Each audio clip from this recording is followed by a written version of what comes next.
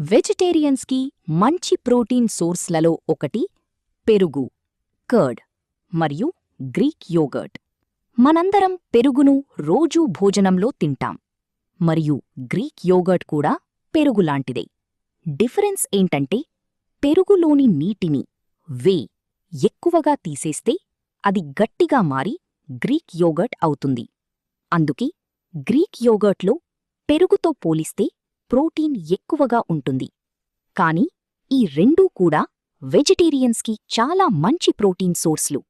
ఇవి ప్రోబయోటిక్స్ ఎక్కువగా ఉండే ఆహారం, జీర్ణశక్తిని మెరుగుపరుస్తాయి, గట్ హెల్త్ను బలంగా ఉంచుతాయి. వీటిలో కాల్షియం కూడా ఎక్కువగా ఉంటుంది, అది ఎముకలు, పళ్లకు చాలా మంచిది. ఇవి ఈజీగా జీర్ణమవుతాయి మరియు ఇతర న్యూట్రియంట్స్ను బాగా అబ్జార్బ్ అవడానికి సహాయపడతాయి. ఇంకా ఇవి ఇమ్యూనిటీ పెంచుతాయి, ఎనర్జీ లెవెల్స్ మెయింటైన్ చేస్తాయి, కడుపు లైట్గా ఉంచుతాయి. మీరు పెరుగు లేదా గ్రీక్ యోగర్ట్ను అన్నంతో, భోజనంలో భాగంగా లేదా హెల్దీ స్నాక్గా తీసుకోవచ్చు. ఒక ముఖ్యమైన సూచన: వీటిని ఎక్కువగా పగటి సమయంలో తీసుకోవడం మంచిది. రాత్రితో పోలిస్తే జీర్ణం సులభంగా అవుతుంది.